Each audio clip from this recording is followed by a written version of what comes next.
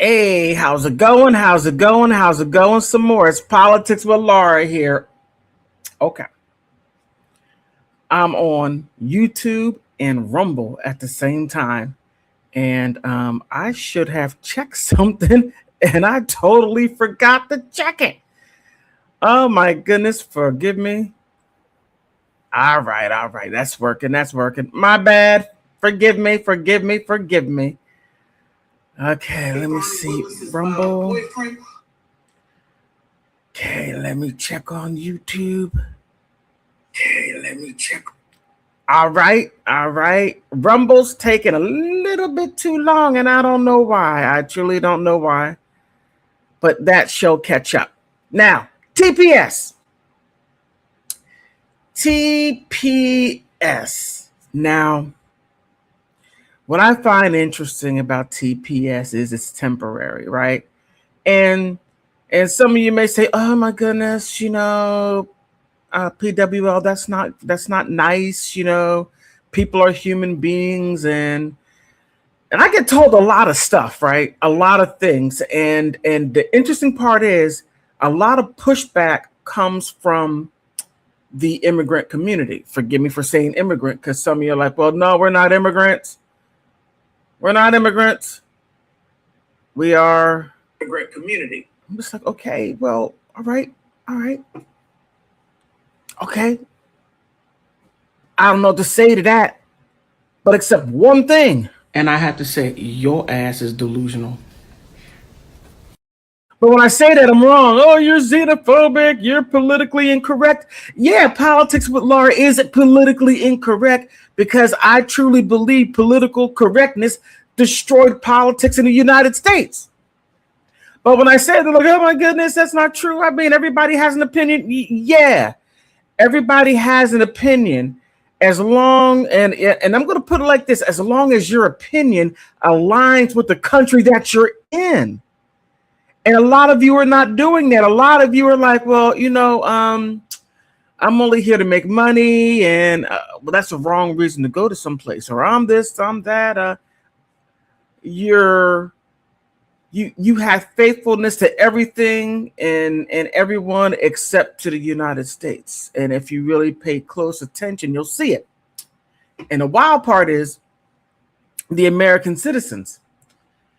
Now, I'm going to say this and then I'm going to move on. And I know I'm going to offend a lot of people. And if I'm touching on your reality and how you operate and you get offended because what you show people, that's your fault, right? You have a certain number of Americans, right? And I'm going to say natural born citizens. And whether if you are what they call an anchor baby, and this applies to you too, right?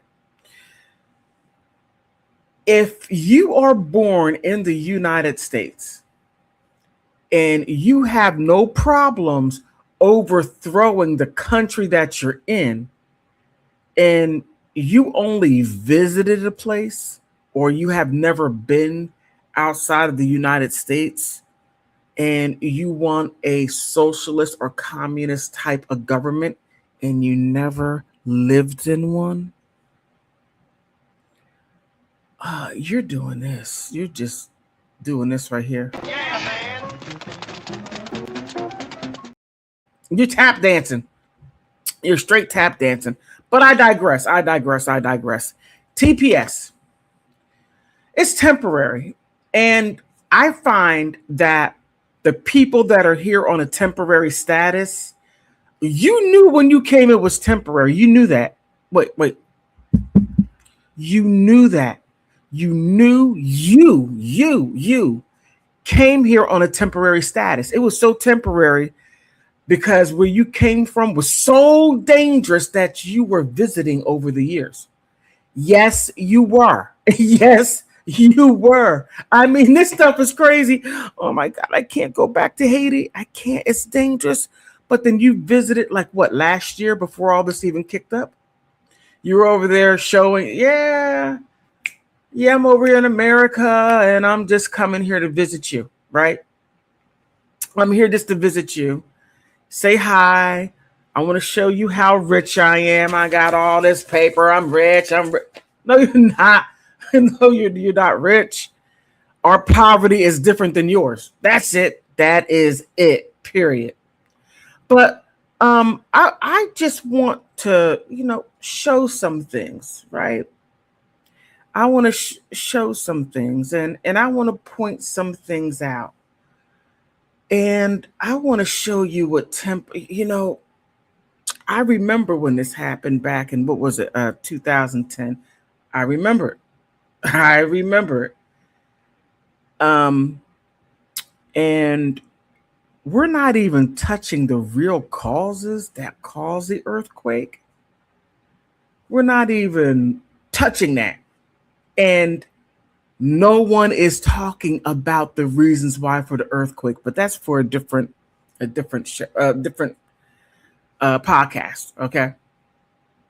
But before I go into the little clips, right? Before I go into the little clips, where's it at? I just want to show you something. And this right here is just a general.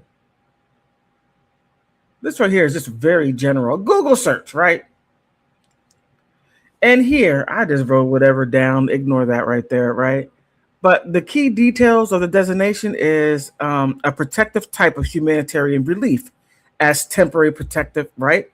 Announcement, January 15th, 2010, announced Homeland Security under Janet Napolitano. I can't pronounce. I want to say Neapolitano, but I know that's not it.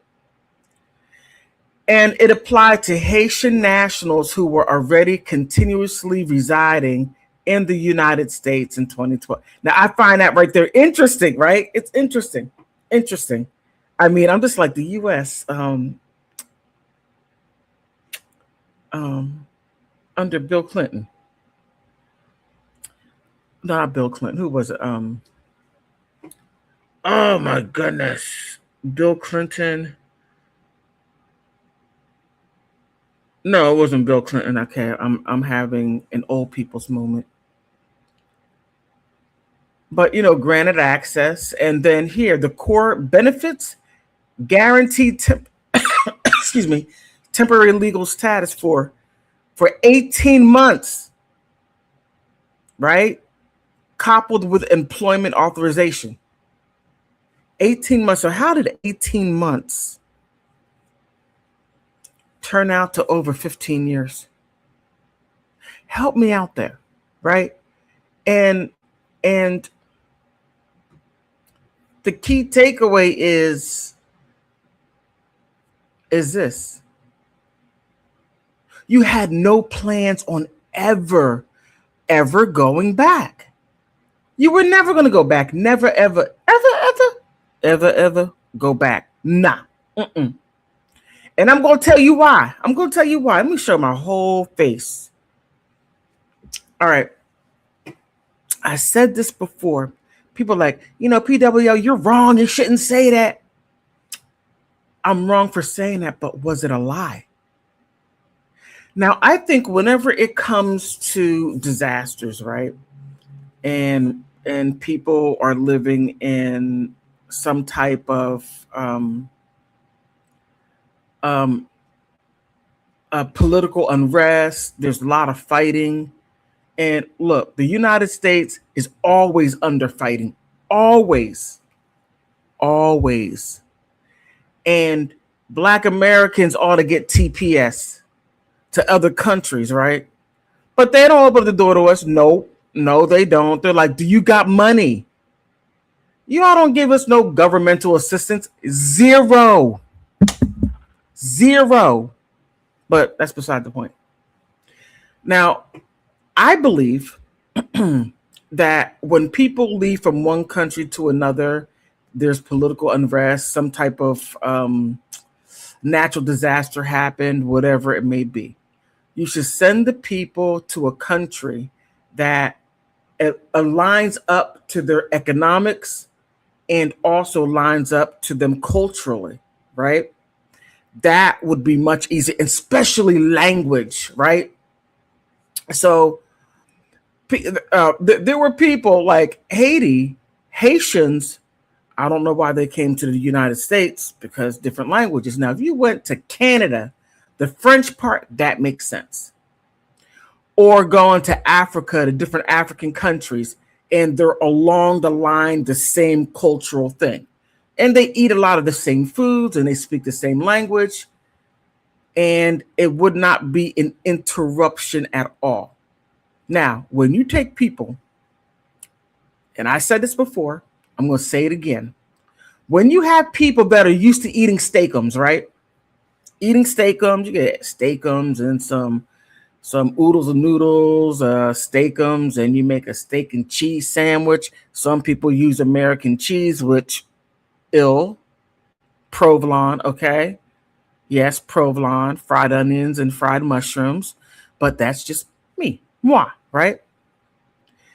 And then they're used to eating that steakums. And then something happens, their kitchen catches on fire, and then they leave, and then they go to a place to where they have ribeye steaks and they have T-bone steaks and all different other types of steaks that they never had, right? I'm not saying that Haiti doesn't have that. I'm just saying that you may not be used to eating that. And then they take you from there into here, and then they're like, oh my goodness, look at this. Got a backyard and there's water. And oh my goodness, they got cookies and all different types of stuff that they have never seen before. They may have seen it on TV. They may have maybe had partial contact through the hotels because people coming and going. Yeah. Then you're like, okay, well, your temporary status is over, right? And they were only supposed to stay for 18 months, get a job, and you're doing home health aid, and you're not getting paid. None of you all get paid the way you're supposed to get paid. You're not. You get paid less than American people do. That is very true. But even though you're getting paid less than American people, it's way more than you have ever seen in your life. So it's like, oh my goodness, $500. Wow. And you have no problem living with a bunch of people. Now, this extended, they kept on extending it and extending it and extending it to where people had families.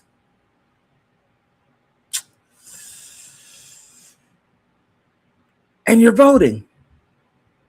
Don't say you're not, because you are. You are. You got IDs.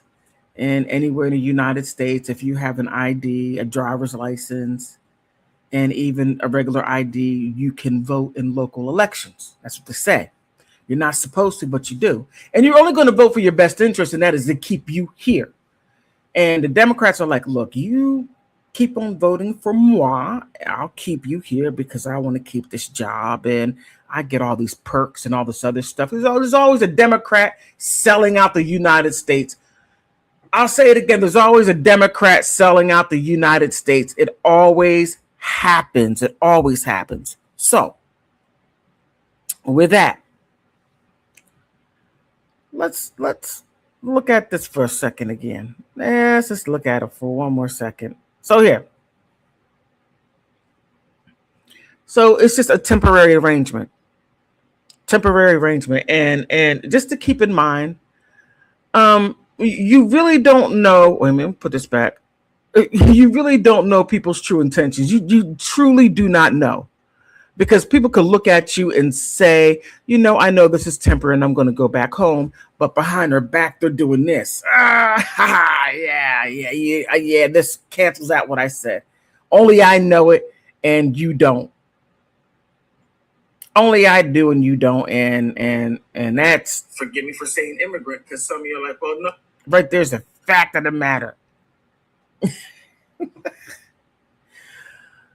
Well, let's get into some quick clips, and really pay attention to what people are saying, because keep in mind, They know, and they say, "Oh yeah, the TPS is over," and they build lives. Just listen. Okay. Today is a sad day for America. Yesterday, the Supreme Court decided to allow the DHS, the Department of Homeland Security, to end temporary deportation protections for people who came to America from Syria and Haiti. I'm so tired. I don't know what to do. And I'm sure there are other people from those countries who can explain what to do and how to support them. I do not want to speak over them, so I'll just tell you this. Please check on your Haitian and Syrian friends and family.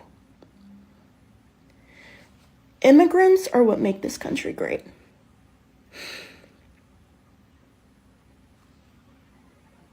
I hate it here.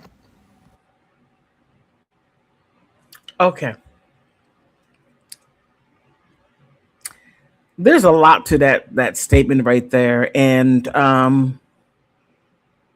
have immigrants ever asked Americans how Americans feel about them? No, seriously. Have immigrants, and I mean immigrants that are not even first generational, those who come here. And do you know how people experience you? I mean, really, really, just keep that in mind, because you don't know. You really don't know how people experience you. You really don't know if people were like, okay, I was for you until you came here, and then this right here is your attitude and behavior, and and and you want to vote in our elections, because Americans don't go to other countries and vote in their elections. We don't. We're just like, look, well, I'm just here, I don't know, maybe I committed a crime or something, or I just wanted to go visit for 6 months, or maybe live there for a couple of years. But Americans do not vote in other countries. We don't, because we know that our vote will disrupt what you have going on in your country. We understand that more than anyone else, and we're not trying to bring our whole family over. We're not trying to bring our mom and dad, our sisters, brothers. Now, we would bring our children depending on how old they are. We're not trying to bring our grandmothers and our distant cousins. Now, people outside of the United States try to bring their whole bloodline to the United. I never seen anything like this. It is wild. You bring first cousins, second cousins, third cousins, fourth cousins. You bring the whole bloodline from where you're from, and you uproot that entire family tree, and you relocate it over to the United States and say, here we are, and we're going to make your country great. Well, let me ask you something. Did you make your country great? Because stuff like that, statements like that, people make that statement just like that person did.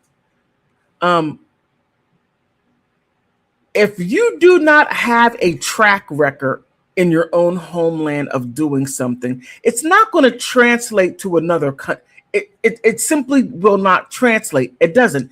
What you do in your one country, you do in the country that you go to, right? Nothing has changed about you at all, besides you may get more money, and you'll be the same person that you were there, and then you'll be the same person from there to there, meaning the United States, and then you just become more of it, right? And especially now, I don't have a lot of contact with Haitians. I don't. I live in a DMV area, so there are Haitians here, but they're just not around me. Now, I have a lot of contact with Cameroonians, and that's a whole other ball of wax. I mean, they are not. I don't know all the Cameroonians in the world, but the ones that work for my mom and home health aid, they're hella disrespectful. Oh my goodness. They tell me, man, look, Heritage Americans, you don't get this level of BS because they're bootlickers. The people throughout the diaspora, when it comes to you, Heritage Americans, oh, they love you. They're bootlickers. They tell you any and everything. They're like, yay, we love you, right? But when it comes to Black Americans, we can't stand you. You a kata. You have no culture. We're better than you. You are beneath us. We are more educated than you. It's like, what? Wait a minute. What? What track record do you have that you're better than us? Don't come here like that. But they do. Okay. All right. Here's another one. That you work with a number of Haitian clients. Break down for me just how devastating all of this is about to be. Very devastating, and I hope we stop talking about it as the Trump administration won or someone won, because right now America lost. They're going to be. Is he getting ready to cry? Is he getting ready to cry? I really would like to know, is he getting ready to cry? A lot of jobs that are open and a lot of people in home health care industries that are not going to receive any service because their providers are going to be removed from the United States. There are a lot of people who are going to die and suffer because of the account of this. So I wish this court was more of a court of equity than they say they were a court of policy right now. So I am the chair of the Haitian Bridge Alliance, which is the United States organization that represents these Haitians before the Supreme Court.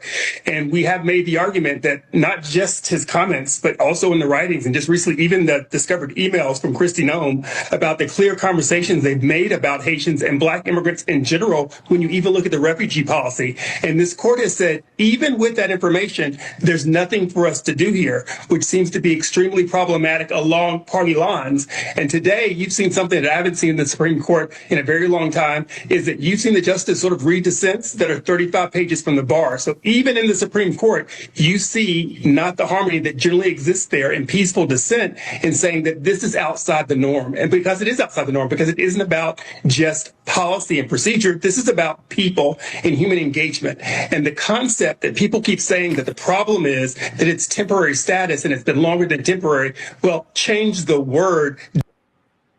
You hear that? You hear that? Now, before they came, they knew it was temporary. And again, you don't know what a people's intentions are. You truly don't know. You could sign a paper saying, okay, I'll be here for 12 months or 18 months. And I sign saying that I will self-deport when my country gets better. And I'm going to go visit my country. And while they do this, while I'm here, because there's total chaos, right? Okay, I don't want to go back. Let's try to extend it again and extend it again, and then go to other people that hold powerful positions that have, I'm going to say it, an immigrant background, and they may be a first generation, or they may be a naturalized citizen who's like, okay, we'll come to America and we'll, what was it, Judge Chang over in the 9th district? I think it was, he's over in not Iowa, well, somewhere over there, to where they were getting these extensions because he was very, very sympathetic to all immigrants. And temporary status meant absolutely nothing, right? But just listen to what he's saying. Don't put people's lives in danger because you feel that arbitrarily moves something. And as stated before, there are a million so classes of TPS individuals who are here legally working. So they're authorized, they've been vetted. There's none of the concerns that you have with people who may come in undocumented, as well as they're supporting our economy.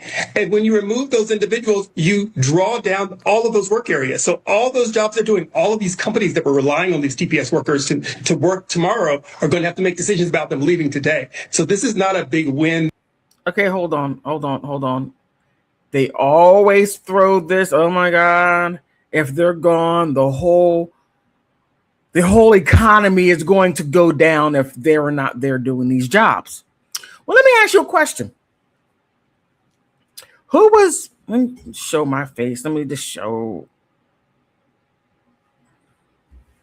Who were doing these jobs before Haitians came and Syrians came and people on TPS status came? Who were doing these jobs? Who was doing home health care? I'll tell you, black women and white women had their own companies. And black and white women had a standard. You had to have at least the bare bone minimum was an associate's degree in order to do the job, because you just did more than clean and cooked, right?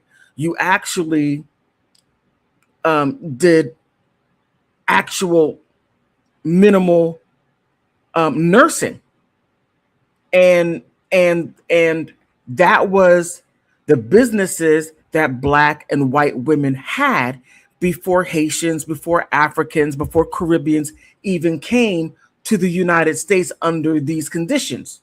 So there were people doing the jobs that they were doing, but guess what happened when they came? The people that were doing their jobs lost their jobs for them to take the jobs. So let's be accurate and truthful. All of this misdirection and being so disingenuous, I don't want to call you a liar, even though that you are, and misrepresenting the facts, right? But it's to the point to where 21 years of something that's temporary is too long. And the fact that these people from these different countries never did anything to stabilize their country. Zero. You'll go back, you'll visit.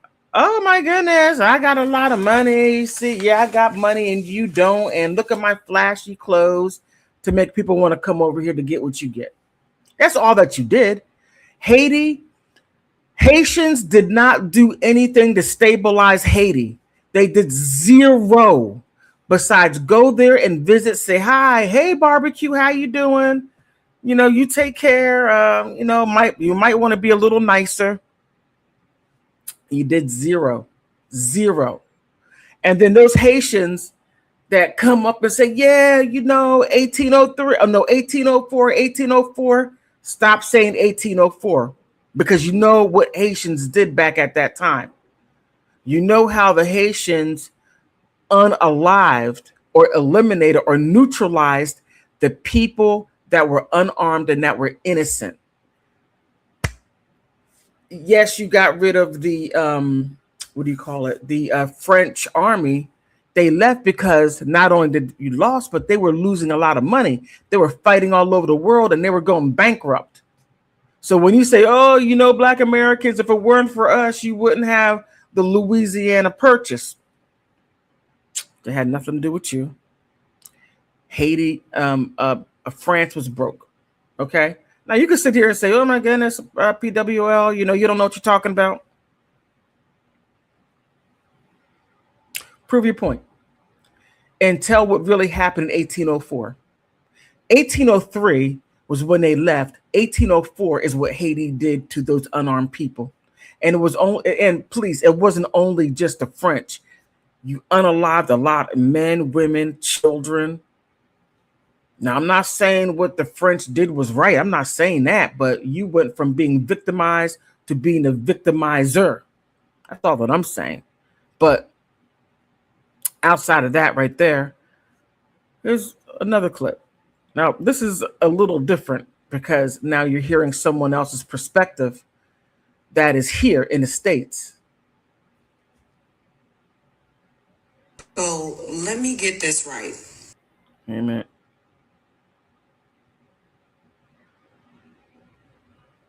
Under your temporary protective. So let me get this right. Under your temporary protective status, you had anchor babies. Not only did you do that, but in the 15 or 20 years that you've been here, you built America or United States. I'm kind of confused on how Haitians really think that.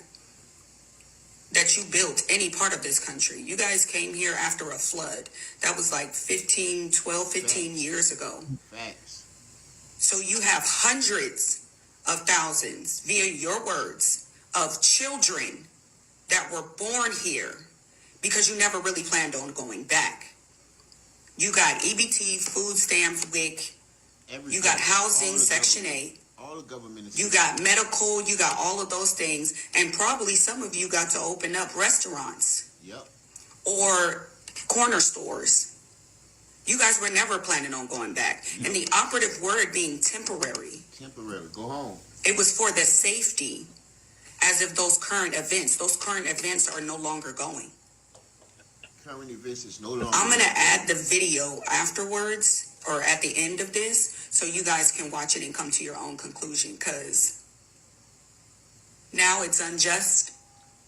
Now everything, because you were never planning to leave. You wanted to stay on that temporary protected status and gain all or garner all those benefits. Ain't that some shit? That's exactly what, and she said no lie. She said no lie. If you look at, I have it somewhere. I have the statistics showing the people that are on public assistance that get food stamps and Medicaid, and they come from another country. Now, look, the United States has this law, but it wasn't until Joe Biden, he came in and he took that law away. And that is, if you cannot take care of yourself, do not come.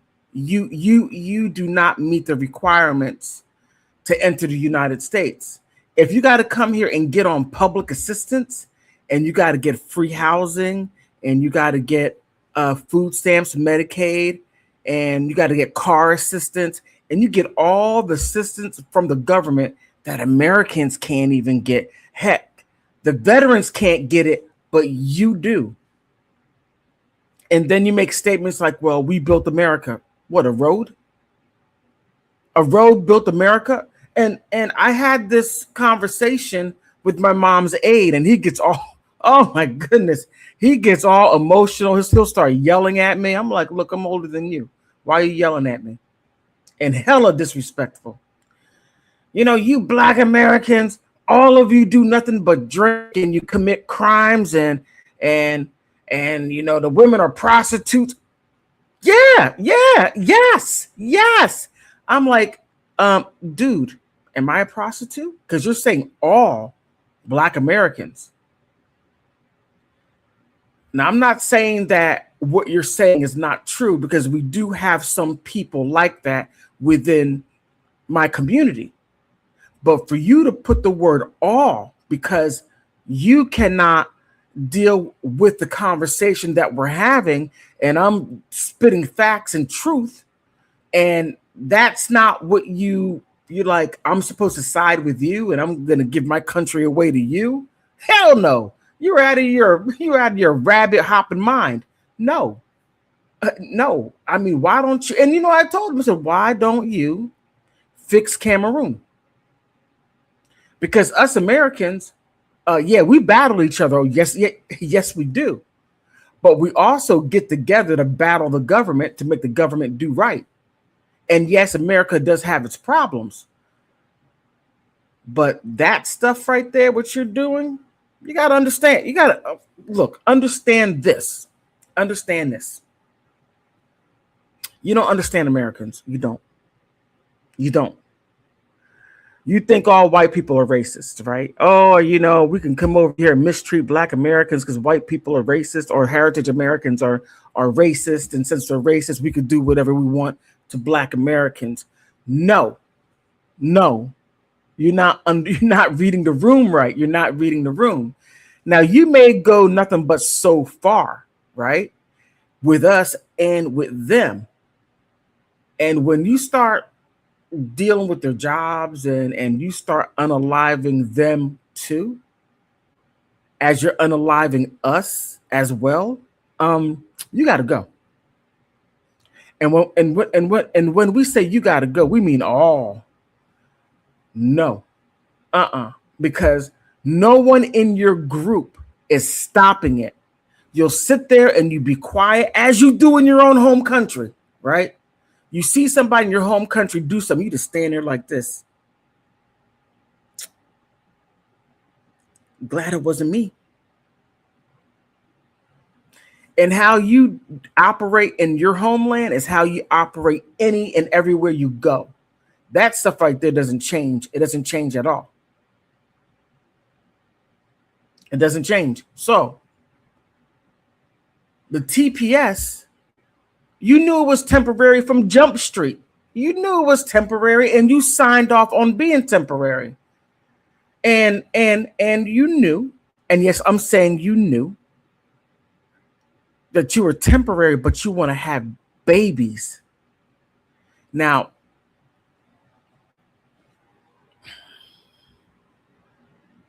you got to be a terrible human being to have children in a country that you do not have true legal rights, nor did you even try to change your status at all.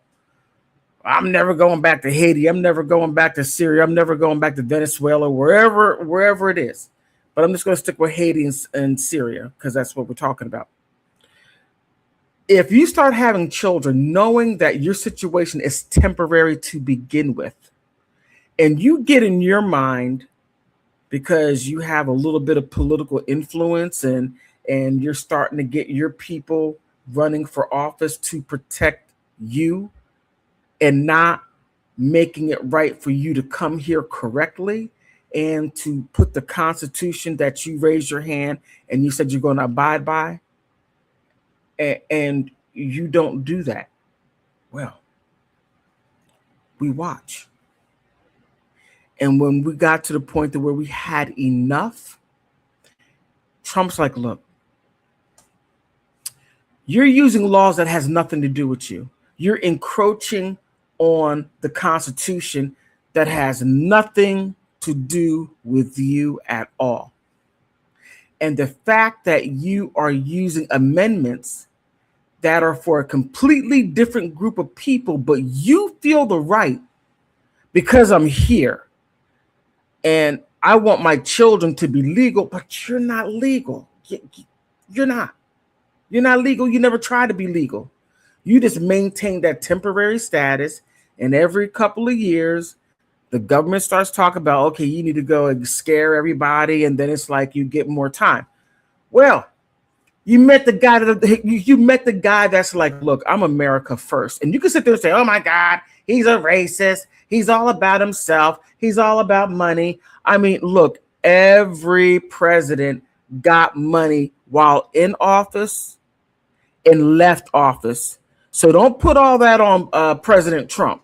Nah, you better go down through the lines because everybody made money off the presidency. Everybody made deals with other countries. Every president that I can think of done that. But to put all of that on President Trump because it affects you and it's your time and you did absolutely nothing to make yourself legal, and you knew that you signed off on a paper that you understood that this was temporary, and in your mind you went from, oh, I got that steak, I'm never eating steakums again. Yeah. But he even gave you an out. That's the wild part.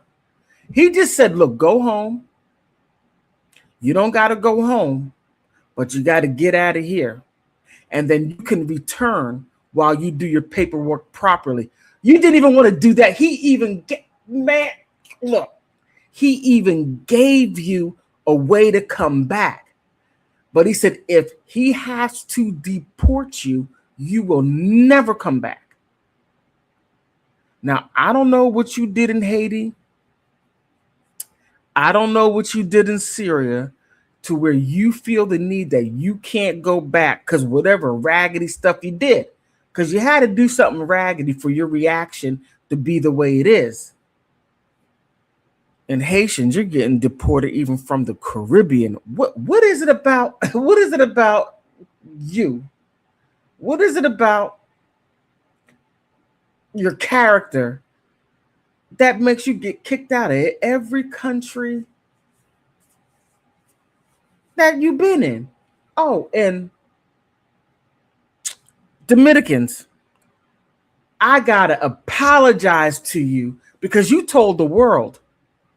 You told the world what Haitians were like.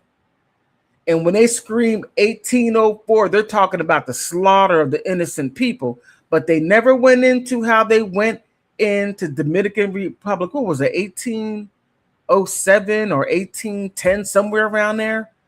And going in there and eliminating people to try to take and took it over for like what? How long did you take over DR until they pushed you out? I think you had it for like 10, 15 years, something like that. And then they kept on pushing you out until they pushed you back over. And then you went back over again about 7 times until they did the Parsley massacre. Man, Dominican Republic, look, I'm going to do a video on that. I apologize because they were calling you racist. And now I understand you say me no black. I get it. I understand it. And I apologize, completely apologize. I understand why you say me no black. It has nothing to do with Black Americans. It has everything to do with the Haitians. And they considered themselves black. Got it. I got it. And I do apologize. I said, man, those Dominicans are racist as woo. But the interesting part is that we don't have problems with Dominicans. We don't. They're not running around saying you're a dirty Black American. No. We don't have that. We don't have that problem with them. We don't. And the fact that we got Haitians saying that, it's like, oh, well, damn. Really? Well, damn. You know, tell us how you really feel. And you get on podcasts and you just start attacking Black Americans, just saying anything out the side of your neck. Well, that was my experience with, all of us? All of us are dirty Black Americans? All of us? Well, I say dirty Haitians. No, the hell you don't. That right there is a lie from hell. And that is a lie. But let me see if I can find it, because, you know, some of you may not believe me. You're like, no, they wouldn't say anything like that. No, they wouldn't. And like I said, I haven't really had much experience with Haitians. I've had a little, but not much to the point to where I'm being verbally attacked like that, right? Let me see. Okay, wait, let me try this.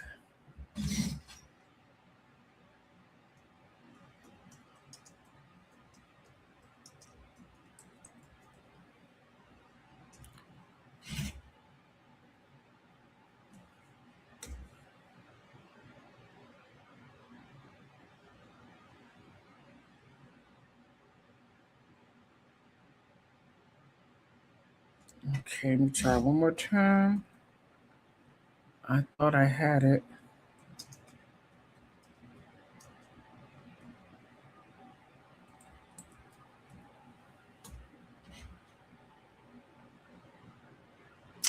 Doggone it. Now watch me end the live stream and then then that's when I'll find it. It always happens like that, always. But you know, this is just tough. This is a tough situation. And you have people that are just at the point to where we're just like, we're tired of the issues. We're tired of bringing more people here. We're tired of you running from your government and you're not fixing it. But when you come to the United States, all of a sudden you want to be political and tell politicians what you demand, but you never demand it from the country that you came from, because the country that you came from, you were too afraid to open up your mouth, but all of a sudden you got a whole lot to say. These politicians are going to give me this, give me that, because I'm Haitian and I'm waving my flag, which we don't do that, man. Look, wow. I mean, it's wild. Americans, we do not go in your country and just have our flags and we're waving it around. We go and we visit and then we leave. We don't stay. But those who want to live abroad, we don't take our flags on a sovereign land and wave it. We don't do that disrespectful stuff. But the fact that you all do it, and you're trying to turn the United States into a little country of your own, like, look, you got a little Germantown, you got a little Italy, you got Chinatown, you got is it Japanese town, little Korea, you got little Nigeria, little Africa. I mean, we have a culture. The United States has a culture.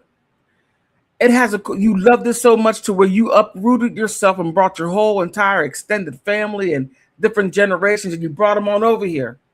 But then you want to bring your culture over here. No. We're fine. We got our own. We don't need anything in addition. But TPS, it was only temporary. And the more desperate you get, the worse you're making it, because you're saying a lot of inaccurate things that are just not true. You didn't build America. You build a road. That's not an America. That's not building America. You say that immigrants make America great. Well, have you asked the Americans? Have you asked? Because you sound like those women who say, I'm a 10. I'm a 10. Okay, who told you that? I did. I said I'm a 10. Well, did you get a consensus from, I'm assuming that you're trying to attract men? Yeah. Did any men call you a 10? No. I'm calling myself a 10. I have enough confidence. Stuff like that. That's some wild stuff. And we're looking at you like, I wouldn't say a 10. I'll give you maybe a strong 7. Maybe a strong 7. But that's what you're saying. You're saying that. And you say it with your chest. You don't know how crazy you look. And then you have your cheerleaders behind you. She's a 10. And they're all women. Yeah, she's a 10. No man said that. She's not trying to attract you women. She's trying to attract a man, and you're filling her head up with all that gas. And, well, okay. But, man, oh, man, oh, man. On that note, look, I do want to thank you for stopping by.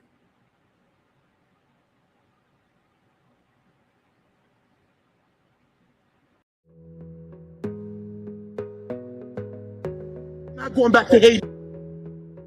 This is the time for all of us to General, can I ask you?